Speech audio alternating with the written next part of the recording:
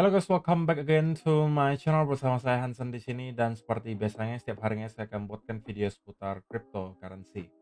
Apa kabar kalian hari ini semuanya? Semoga dalam keadaan yang baik-baik saja. Teman-teman, kita melihat volatilitas di market terutama di cryptocurrency terus berlanjut. Bitcoin yang awalnya sempat mendekati area 106.000 atau bahkan sempat menyentuh ke area tersebut, pada akhirnya harus kembali mendapatkan rejection dan bahkan kita mendapatkan sell off yang lumayan signifikan. Dan kita bakalan membahas apa alasan yang mendasari kita melihat Bitcoin kembali mendapatkan koreksi yang cukup dalam, diikuti kira-kira apa yang bisa kita expect berikutnya in terms of price action. Jadi pastikan kalian stay tune terus sampai akhir video. Nah, teman-teman, per hari ini kita melihat crypto global market cap itu berada di angka 3,15 triliun dolar atau turun sekitar 1,65%. Sedangkan kalau kita melihat top 10 coin sendiri, keadaannya juga semuanya merah. Penurunannya ranging antara 1, sekian persen hingga kurang lebih 5%. Ada juga dua yang cuma sekitaran 0, sekian persen. So, secara overall kita bisa mengatakan bahwa 24 jam terakhir merupakan jam-jam di mana kita melihat altcoin kembali mendapatkan sell off yang lumayan, gitu ya. So, itu adalah outlook sementara dari beberapa top coin yang ada. Sekarang kita langsung aja masuk ke beberapa data dan berita terbaru kali ini. Nah, seperti biasa teman-teman, kita akan awali dari update kompetisi trading bersama dengan Margex yang bakalan berakhir di akhir bulan Juni ini. Per hari ini kita sudah melihat ada 2.186.000 dalam bentuk total turnover volume.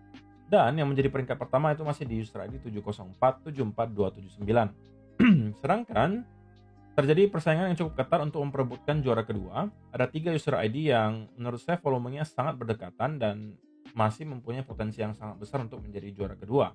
Masing-masing dari mereka itu turnover volumenya sebesar 208.000, 183 dan 179. Nah, perlu teman-teman tahu bahwa di top 10, teman-teman pasti akan mendapatkan hadiah. Price poolnya dibagi menjadi 25% untuk juara pertama, 20% untuk juara kedua, juara ketiga dapat 15%, 10% untuk juara keempat, dan juara kelima sampai ke 10 itu masing-masing mendapatkan 5%. Sedangkan sisanya yang berada di luar top 10 itu akan dipilih 10 orang secara random untuk kemudian mendapatkan hadiah sisa 20% dari price pool. Tapi bedanya, kalau misalnya teman-teman masuk ke top 10, tentunya itu garansi kalian pasti bakalan mendapatkan hadiah. Nah, semakin tinggi volume yang kalian hasilkan, semakin besar juga price pool yang ada. Jadi tentunya ini juga menjadi insentif bagi teman-teman untuk tetap push volumenya. Terlebih kalau misalnya kalian secara personal mampu hit ke volume tertentu, seperti contohnya 1 juta, 3 juta, 5 juta, 10 juta, atau 15 juta, maka kalian juga akan mendapatkan hadiah tambahan berupa produk seperti 1,5 juta rupiah, atau iPad 10, iPhone 16, MacBook Air M4, dan juga Asus ROG Strix G16. So far baru ada satu yang eligible, yaitu adalah user ID 704-74279 yang sudah berhasil hit ke volume 1 juta, yang artinya kalau tidak bertambah sampai dengan akhir kompetisi, artinya dia tidak berhasil hit ke angka 3 juta, maka dia akan mendapatkan tambahan 1,5 juta rupiah selain daripada tentunya hadiah price pool yang ada. Oke? So, kita langsung saja masuk ke alasan kenapa kita melihat market kembali sell off.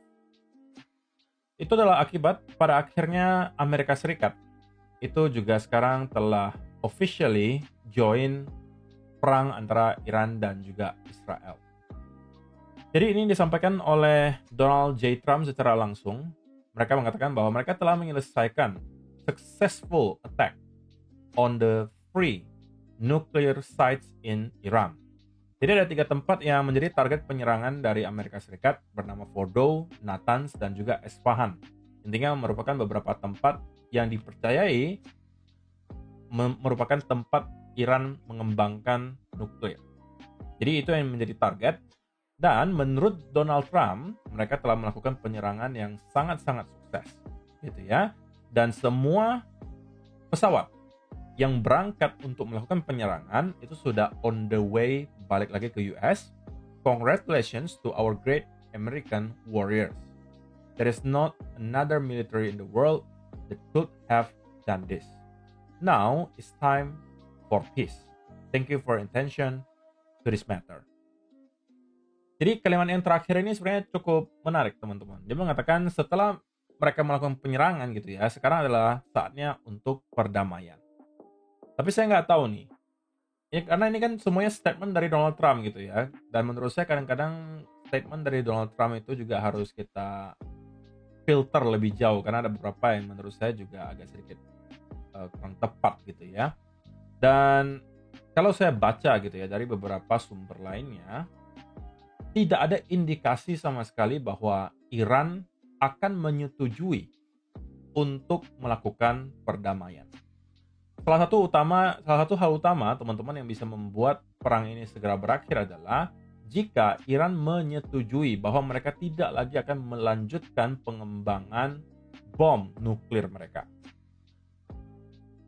Oke, jadi itu yang menjadi fokus utama, itu juga menjadi alasan utama kenapa Israel kemarin menyerang. Mereka menyatakan bahwa Iran hanya berjarak beberapa waktu lagi sampai mereka akan berhasil menciptakan bom nuklir yang sangat dahsyat yang juga berpotensi akan digunakan untuk ngebom Israel. Gitu ya. Jadi itu menjadi alasan utama kenapa tiba-tiba Israel menyerang kemarin. Dan itu juga lah yang sedang dituntut sampai dengan sekarang untuk Iran setujui bahwa mereka harus menyetujui mereka akan menyetop pengembangan bom nuklir tersebut sehingga mereka sama-sama bisa menemukan titik tengah nantinya dan ujung-ujungnya berdamai. Tapi untuk sementara waktu tidak ada indikasi bahwa Iran akan menyetujui hal tersebut. Yang ada justru mereka sepertinya menantang balik gitu ya, bahwa kalau misalnya pilihannya antara mereka harus menyetop pengembangan senjata nuklir yang mereka punya atau berperang, maka mereka akan pilih perang. Jadi so far teman-teman, hal yang kemarin kita sudah bicarakan menjadi salah satu hal yang kita takutkan terjadi, yaitu adalah perang ini melebar. Itu telah terjadi officially hari ini. Itulah kenapa kita melihat market kemudian mendapatkan sell off. Dan kita melihat Bitcoin sell off itu di weekend, teman-teman. Kita belum tahu nih bagaimana reaksi pasar saham Amerika Serikat minggu depan. Karena kan Sabtu Minggu tentunya stock market US itu tutup. Jadi kita akan bisa melihat bagaimana reaksi pasar secara overall itu besok Senin. Jadi kemungkinan volatilitas masih akan ekstrim banget selama beberapa waktu ke depan.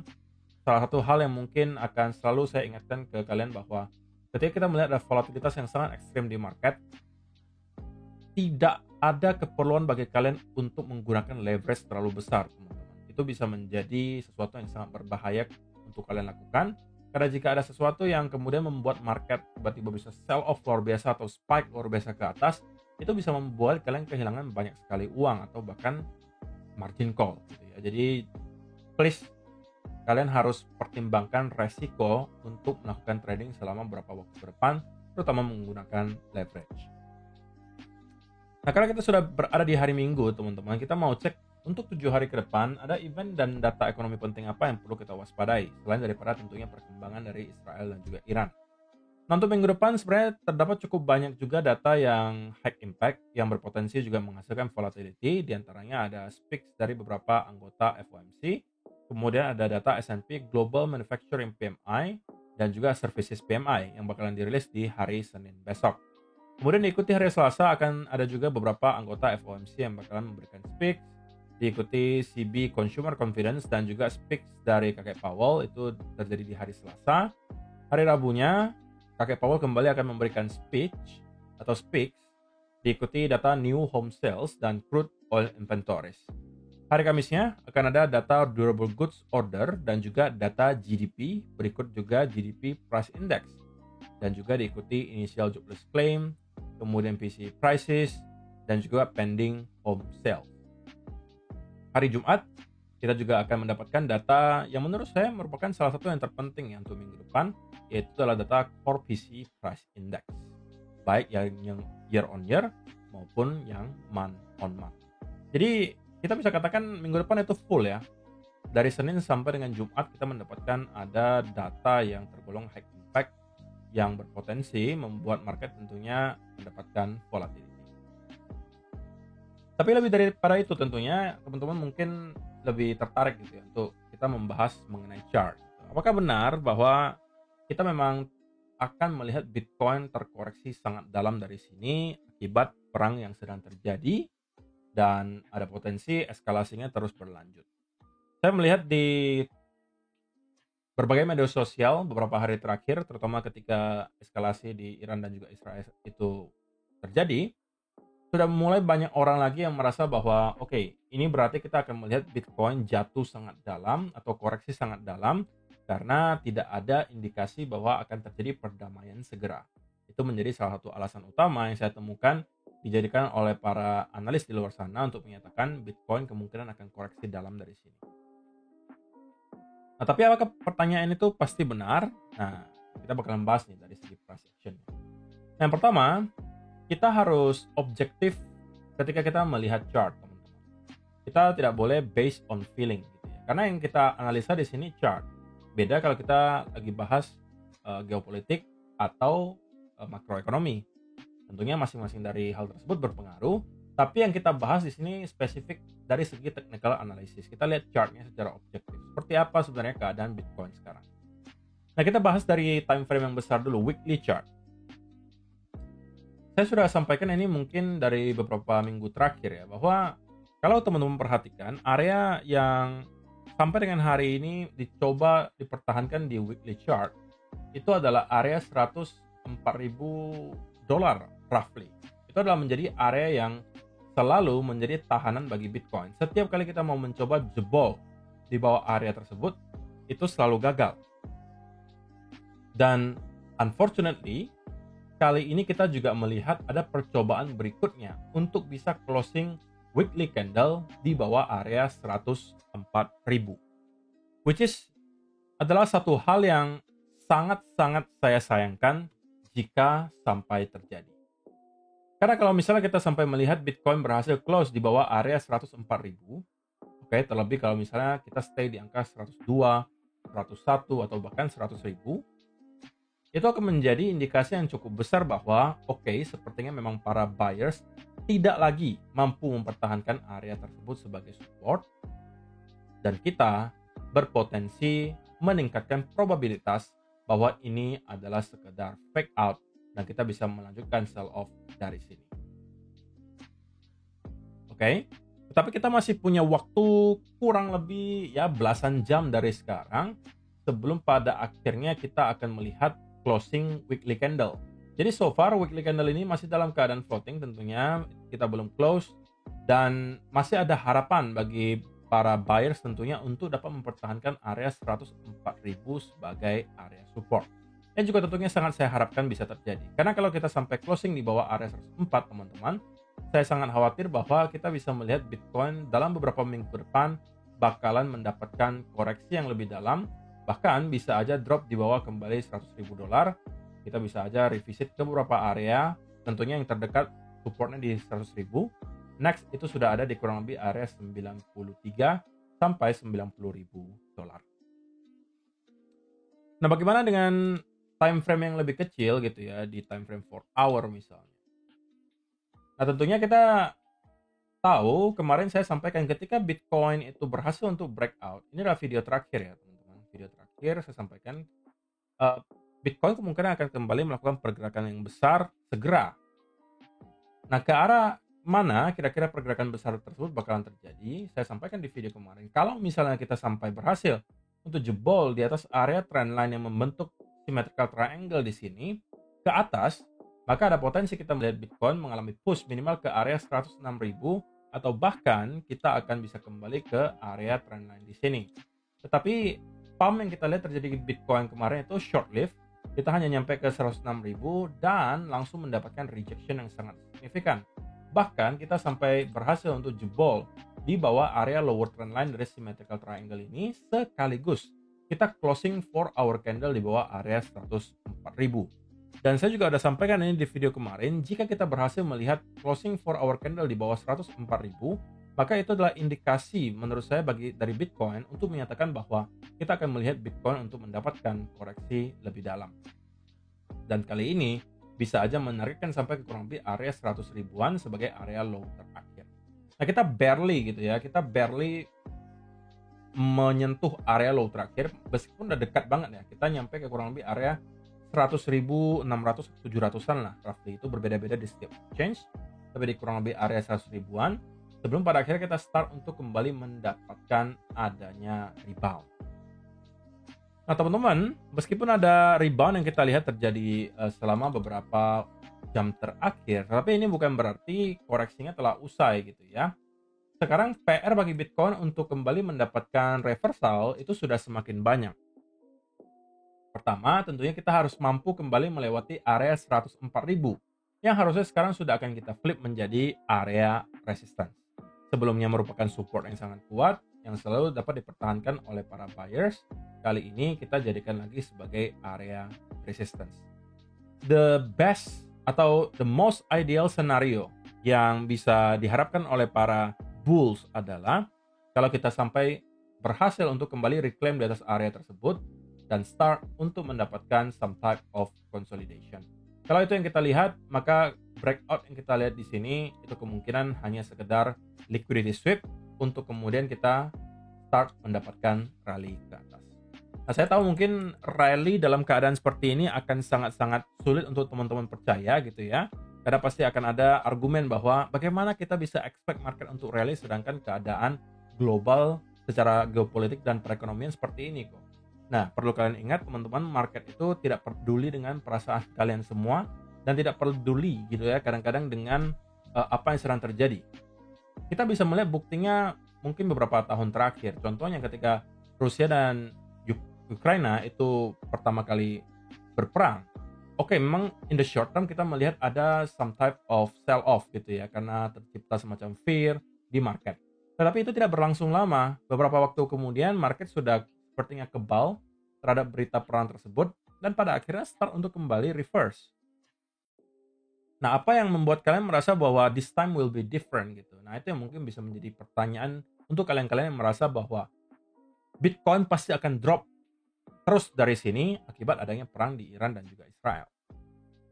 Nah, jadi mungkin teman-teman boleh kasih komentar kalian juga lah. Kalau misalnya kalian merasa bahwa ini sudah merupakan top dari bull market, itu mungkin bisa menjadi diskusi bagi kita. Kalian boleh komentar aja kenapa menurut kalian bahwa menurut kalian Bitcoin telah menemukan top.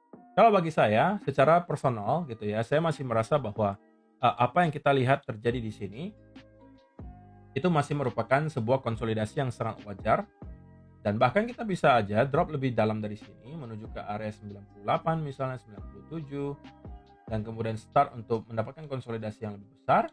Kemudian pada akhirnya kita start untuk kembali mendapatkan bullish trend atau bullish momentum. Itu masih adalah pegangan saya. Saya masih belum merasa bahwa Bitcoin sekarang berada di top bull market.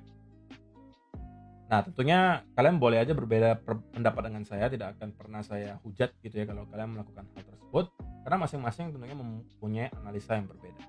Nah, tapi kalau misalnya kita bahas in the short term, ya unfortunately selama area 104.000 tidak mampu kita reclaim, maka saya harus katakan saya masih tetap short term bakalan bearish dan expect bahwa akan ada rejection di area 104.000 lagi. Oke? Nah, tetapi apabila kita bisa melihat Bitcoin kemudian break di atas 104.000 dan start mendapatkan bullish continuation pattern, nah ini justru bisa menjadi tempat di mana saya kembali start untuk building position kalau misalnya saya tertarik untuk long. Karena jika itu yang terjadi, ada dua hal yang terjadi secara sekaligus teman-teman. Yang pertama adalah kita mendapatkan adanya breakout kembali di atas area yang harusnya supposedly menjadi resistance. Dan yang kedua, kita juga kemungkinan besar akan berhasil untuk breakout di atas area trendline yang terbentuk di sini. Sehingga ada double confirmation secara sekaligus bahwa Bitcoin kemungkinan akan mendapatkan rally dari sana.